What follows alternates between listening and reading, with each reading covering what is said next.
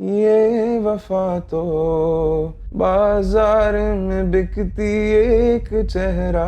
Everybody wants to be a musician, everybody wants to learn instruments, but there's also like a certain taboo attached to it. Touring internationally is not as fruitful. It becomes bigger than just making music. It becomes something much more complicated. When you have like 40 exports of the same master file, that is when you know you're going insane and you need to stop. Welcome to the Scatterbrain podcast. Today, my guest is Abdul Hannan, an independent pop artist from Karachi, Pakistan.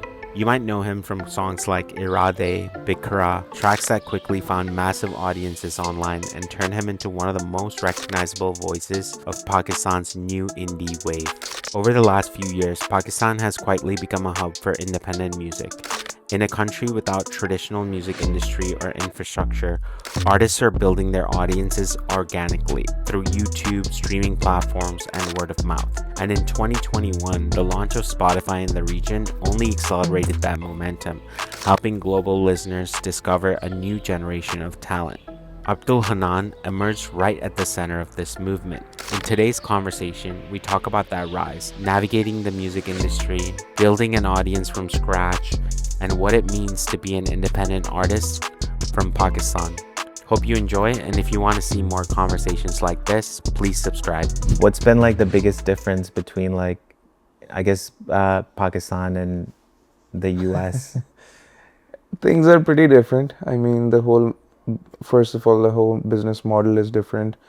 But then when you move towards the technical side of things, I think everything is very well set up beforehand as compared to the different venues we have in Pakistan where everything is set up from scratch.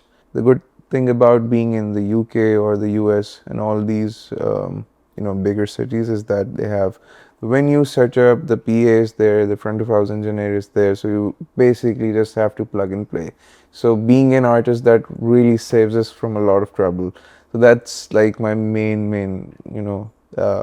difference that I feel is very significant.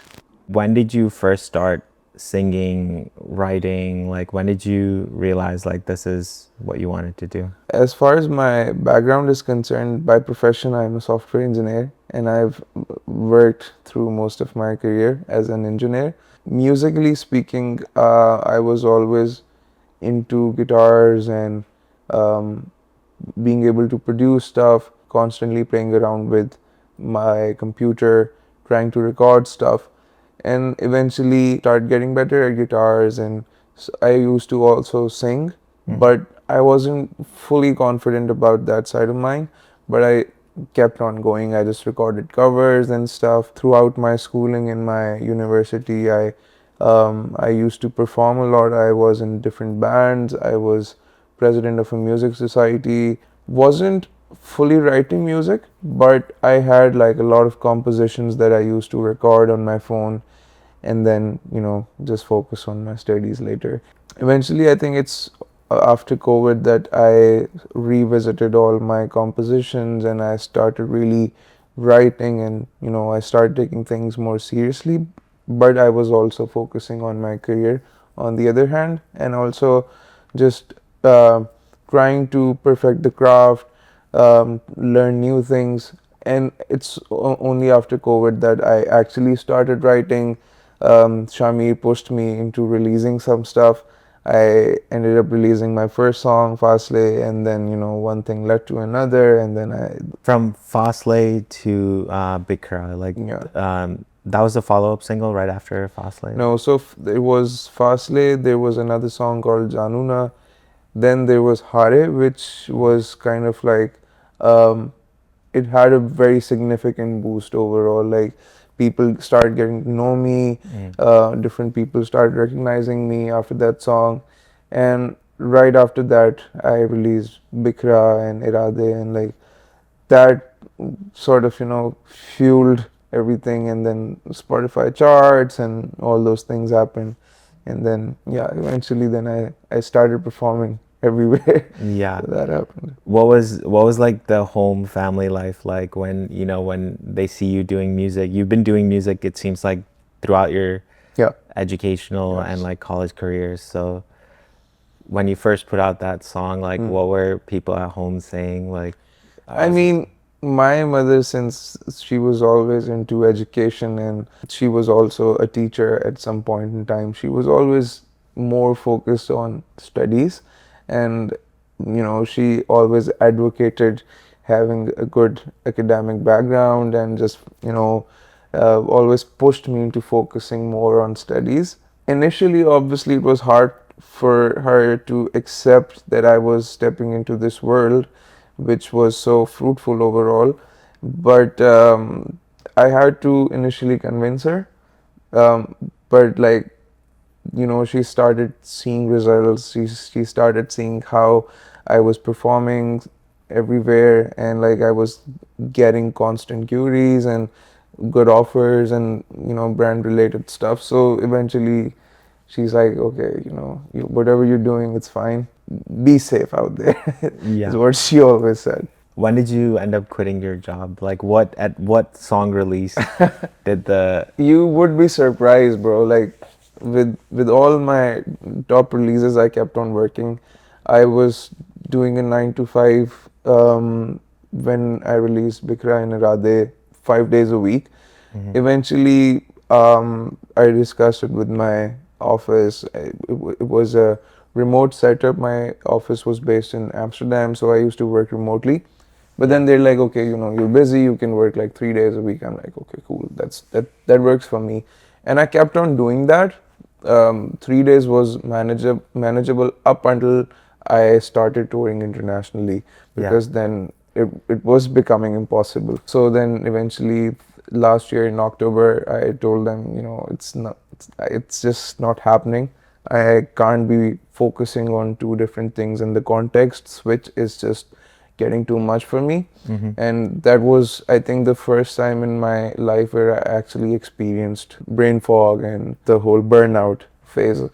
Actually officially quit in October last year, and ever Oh since wow, then. just like a year ago. Yeah.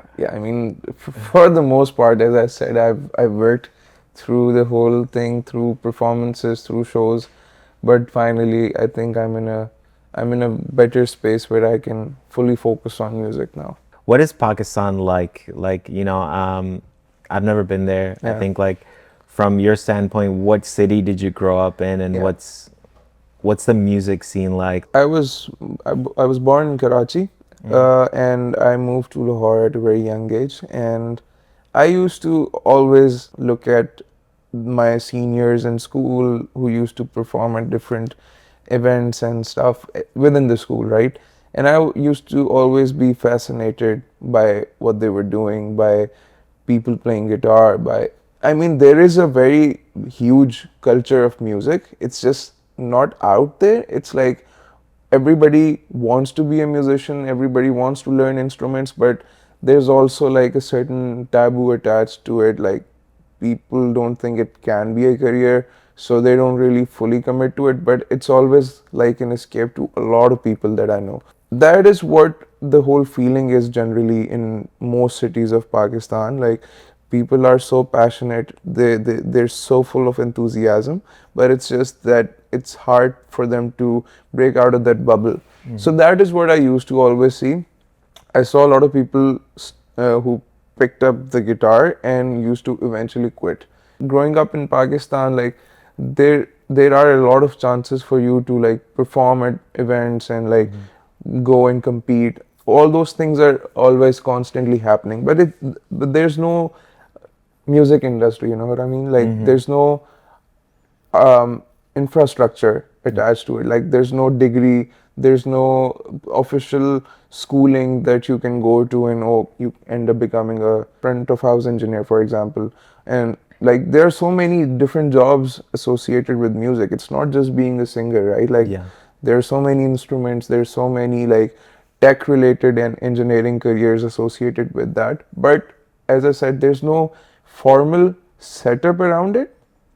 It's just pure love and pure emotion and pure enthusiasm that keeps people going, and they end up learning things on their own. It's even hard for us to like get gear, like guitars and different tech related stuff. So we're always like reaching out to our relatives abroad, hey, aa rahe ho to bring this when you come to Pakistan. So that is how we assemble our stuff. We get new gear. So that's the overall vibe.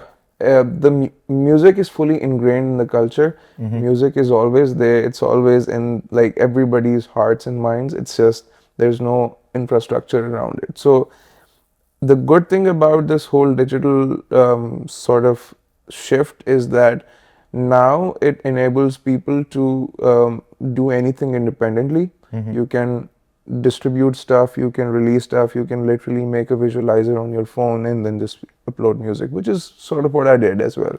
So eventually, when there's no system, when there's no infrastructure, but there's pure love, music ends up becoming your purest form of escape. For instance, I was in an engineering school and I had so many people who were either playing the guitar or the piano or great vocalists, great technicians, producers, but they were again studying engineering because, that is what they had to do culturally and like family wise. That's what people are supposed to do in Pakistan, engineering or becoming a doctor or like, the usual. So that's what growing up is like over there. It's the love is there, the emotion is there. It's just that the system is not there. So eventually as an individual, you have to take things in your own hands, do things independently, release stuff, make your own videos, and just hope somehow something Yeah. goes global or whatever, like, Yeah. So and this is the power of music. Like, people are making music in their dorm rooms, and one thing leads to another, and the song goes global, and that is how we're being recognized. So it's beautiful.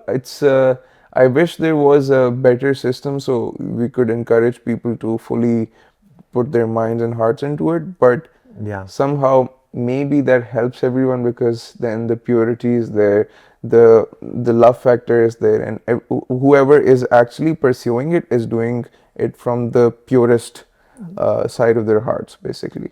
Yeah.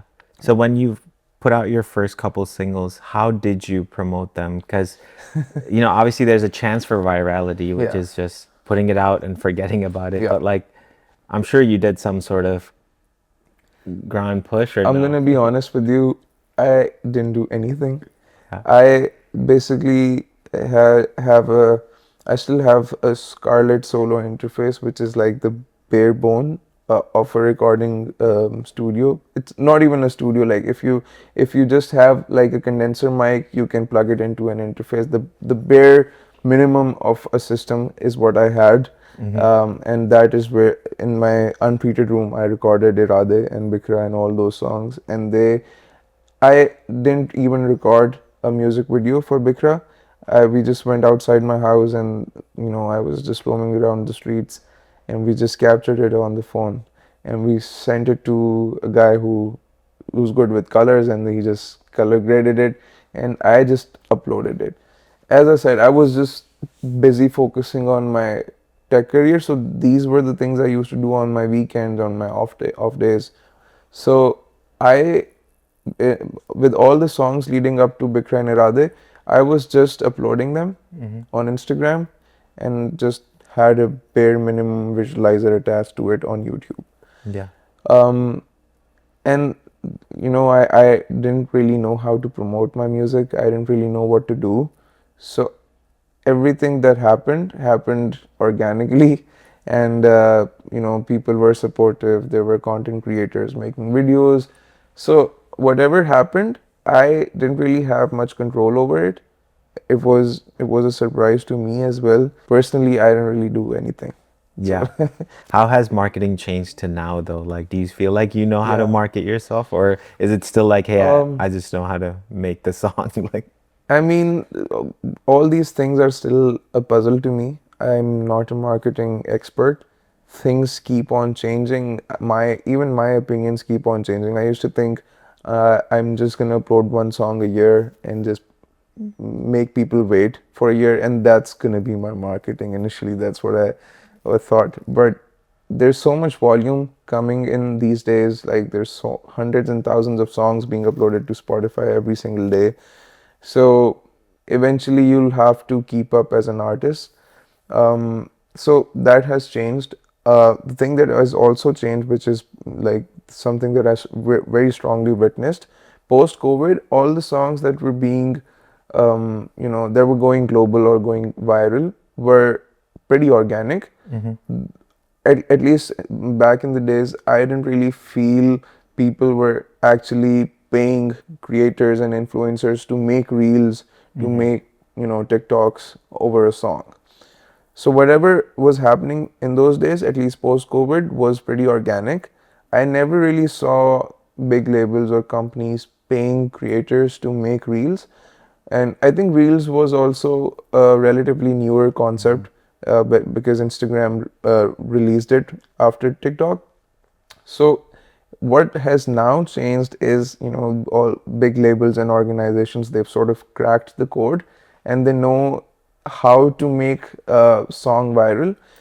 It now depends on how big the label is and how much money they can put into it. So what they usually do is they pay the creators and influencers to make videos, and then they keep on growing more.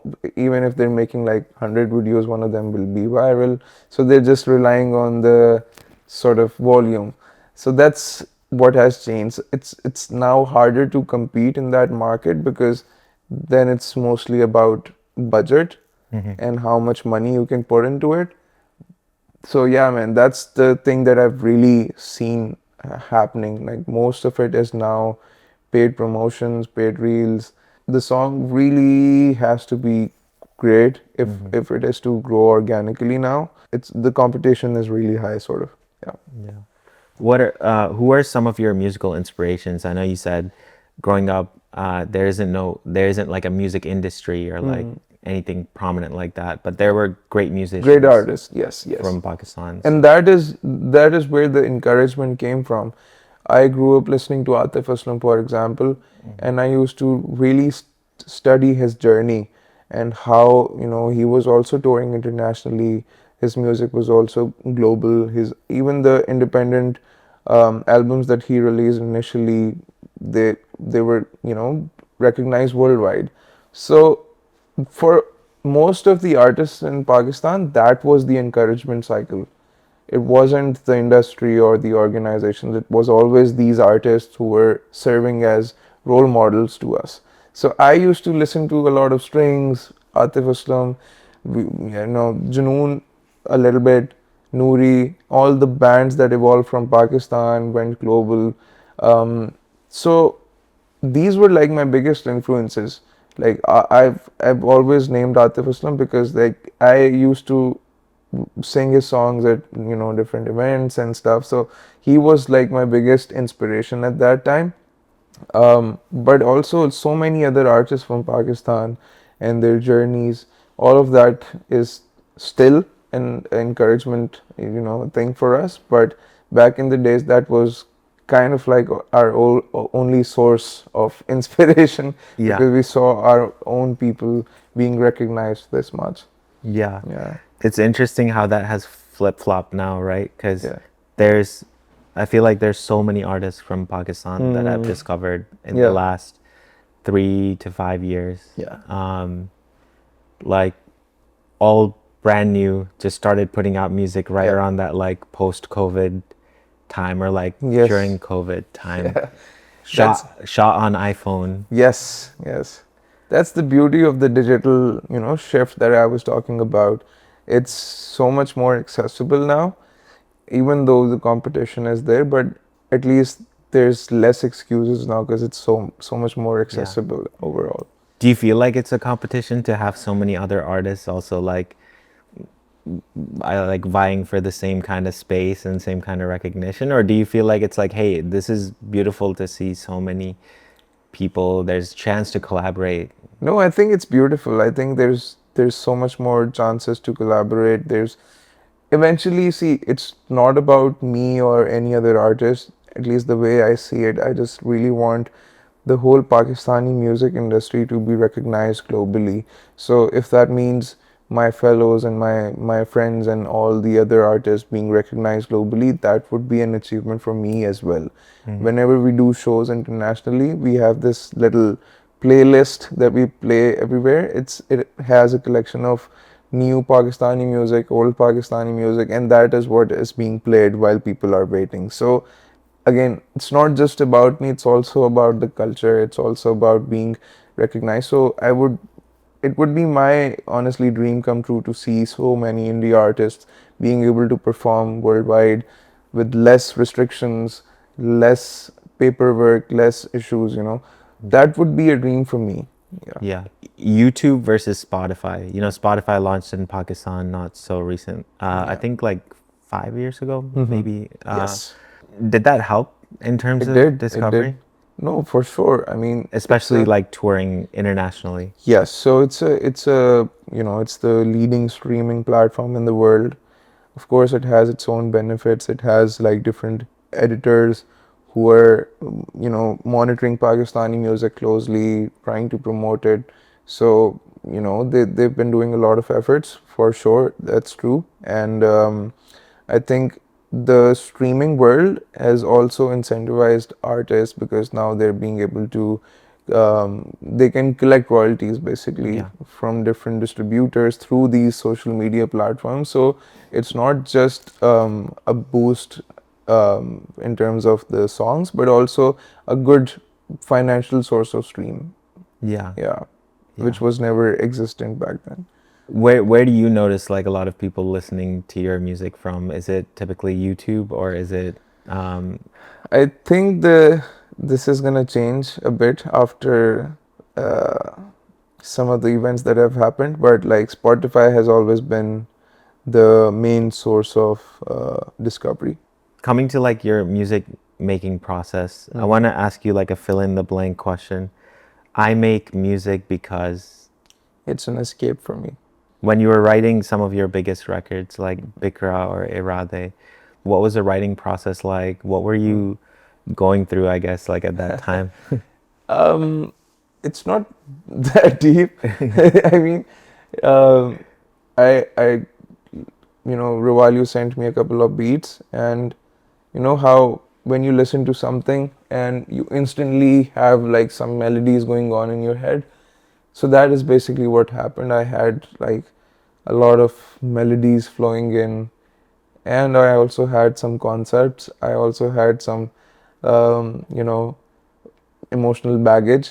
Yeah. So I sort of combined all of that, but it was mostly the melodies that were like really, you know, pushing me to write also, but also like I really wanted the melodies to like pop. Mm. So that was the key ingredient, I would say. And then eventually I wrote stuff on those melodies. But also, I never really thought these songs would become this big. I'll be honest. It was just another song that I was making. I didn't really have an intention attached to it that I wanted to make a big hit. I wanted to make the catchiest hook or anything of that sort. All of that happened, uh, but I didn't plan for it. Yeah. When do you know, hey, this song is done because I listened to it, I myself am dancing to it and like vibing to it. Like what makes you kind of realize, oh, this is done. Basically, when you have like 40 exports of the same master file, that is when you know you're going insane and you need to stop. So I'm never fully satisfied with the mix or with the final master. It's just that there's a point after which I start, getting really frustrated. That is where I tend to draw the line and I need to just pick one master and I'm like, okay, this might be it. But there's never a feeling of, oh, this is final. I've never really fully experienced that. Whenever, even after release, whenever I listen to anything, I feel like I've made a lot of mistakes. Yeah. And I keep on like digging into the things that could have been better, but there's never a final feeling. It's like, okay, I'm gonna stop now. It's getting too much. Monetizing from music, right? Like I guess in this day and age, like so artists that are trying to get into the space, make music, and understand like the true economics of the situation. How would you break down like where your revenue comes from? Is it from streaming primarily, or is it like, no, it's actually streaming and I mean touring and brand deals? That's kind of Yeah. So honestly, touring internationally is not as fruitful because of the logistical complications and like just working remotely with so many different venues. It's tricky, it's hard. It like all the logistical costs are pretty high, and you cannot, at least I tried to travel with my band, but the financial model was not making sense. So touring internationally is more of an investment now, unfortunately. But this is where we working towards to make this model better and more accessible for not just me but also for other artists around me. So this is something that is a work in progress. Now, I think streaming, publishing, and all these royalties, these are good, steady sources of income. True, it's good, but it's not something that I would say would be my main major like source of income. I think that would be my shows in Pakistan. So the shows in Pakistan, since there's less logistical costs and like everything is more under control, those and the brand deals, those are like the main sources. So combining it with streaming, then it becomes better. But I would say shows in Pakistan, that's like the main source of income. to when you were first putting out music and getting your first initial brand deals and started making money from music to now, is there like one kind of lesson that you've learned or a piece of advice that Yeah, man. I mean, being in this space does not necessarily mean you're just an artist and just a creative. You also have to think like a businessman as a CEO. You have to think about different statistics. You have to think about finances. You have to think about accounting. You have to think about legal stuff. Like at this point, I'm pretty aware of the contractual stuff. Like I regularly go through my contracts and stuff. So my piece of advice would be to not just solely be a creator, but also think outside of the box. Think you're a CEO. You're also a content creator. You're also a finance person. So I don't say you have to be a master in each craft, but like at least learn the basics of all these things, because you'll have to lead a team. Eventually you'll have a business manager that you constantly discussing things with. It becomes bigger than just making music. It becomes something much more complicated. So it's always better to be prepared, and that's just my advice, to learn as much as you can and just be good at multiple things. yeah, nowadays I guess you can't just hand it off to someone else, right? Of course. Is there a lyric that you wrote that you still think about to this day? There could be several, but is there like lines from your songs that still hits me different every time I sing it, perform it, or the crowd sings it back to me, whatever it? Yeah, I mean, multiple lines, but I always think about my first song, which has the second verse goes, uh, ऐसे हैं मेरे जज्बात कि तुमको देख लूँ तो Bezubaan. So whatever that time was, whatever I was thinking, when I wrote this lyric, it truly resonated with my situation, and I still think about those lines, even though like those things are over now. But Yeah. I tend to think about those, and also some lines from Oyara, they hit me really deep, and the fact that it also has a response within the song. Yeah. I keep thinking about those lines. Okay, so I'm gonna sing one line from Oyara, the second verse. It goes, ये वफा तो बाजार में बिकती एक चेहरा, हकीकतें ढेर सारी. So this basically says, wafa is loyalty, and loyalty is now something which is up for sale, and people have so many hidden faces, and they're constantly struggling, and there's no loyalty basically.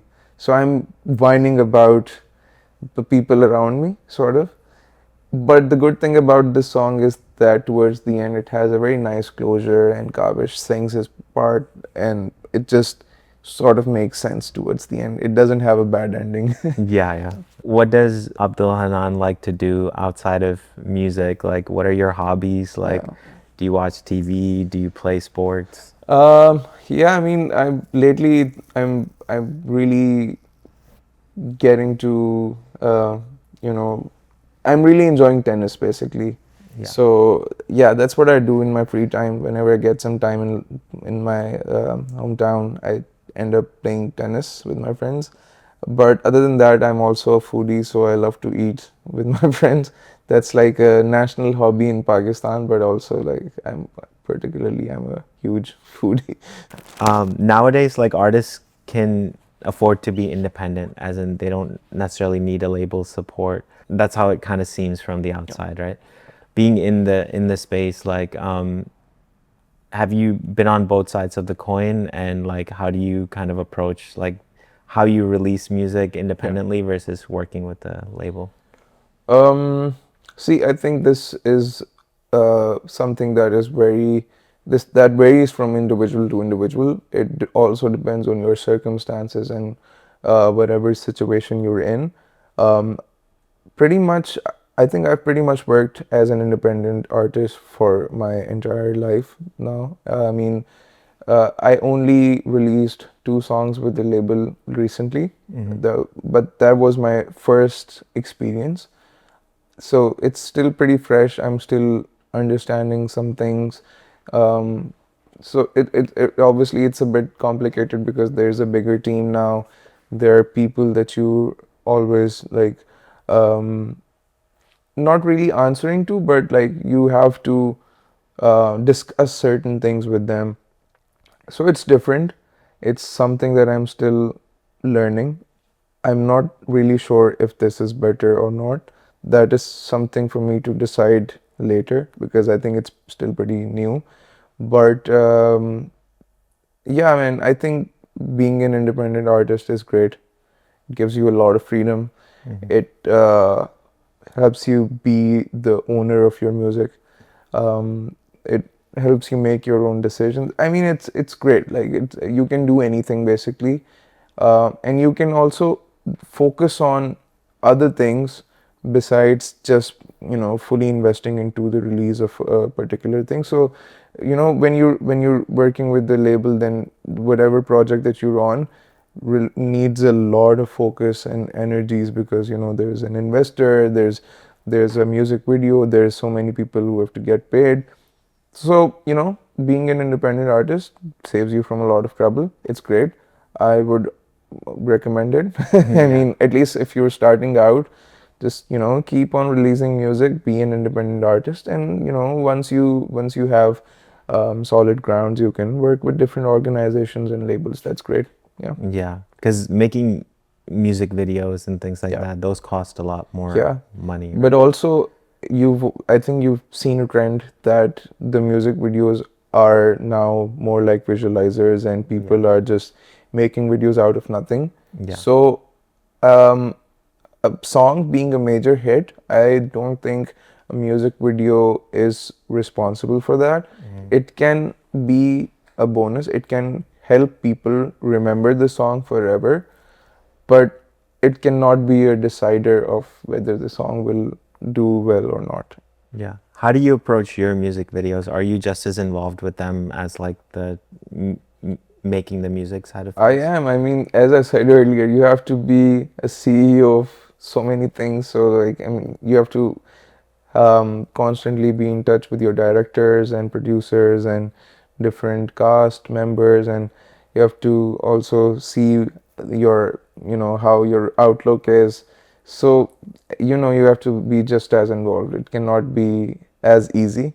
Yeah. So yeah. Like creatively too, like Yeah. come up with the story and Yeah, we have to. yeah. we we keep doing that. We have our own storyboards. I was actually the other day discussing it with my team that I really wanted to direct a music video, just direct it and have a cinematographer deal with my whatever directions that I have. But that is something that I'm gonna try sometime later in the future. Incredible. Thank you so much for your time. Where is Abdul Hannan headed after this in terms of releasing music, touring? What are some of your goals and dreams? I don't know what I'm gonna do after this tour, man. this we've been looking up to it for so long now, but I think yeah, I've got a lot of music in store. Just have to sit and finalize a bunch of demos, and yeah, just keep on releasing music, do some more shows, and then discover more markets. Probably, I think next year we'll try to do a Euro tour as well, so that market will also be covered. But yeah, that's about it. We'll see where it goes. Favorite city to perform in so far? I would say London. London? Okay. But in the US, it was New York. It's always a pleasure performing in different cities, experiencing new cultures, meeting new people. It's just a pleasure overall, like a lot of memories. But I can't think of a particular incident right now. Yeah, that's awesome. Well, thank you so much for Thank your you, time. man. Thank you for having me. Yeah. Pleasure. That's it. That is my conversation with independent pop artist from Karachi, Pakistan, Abdul Hannan. Hope you enjoyed this week's episode of the Scatterbrain podcast presented by PopShift. I'm your host, Raghu, and I'll see you next week with a brand new episode.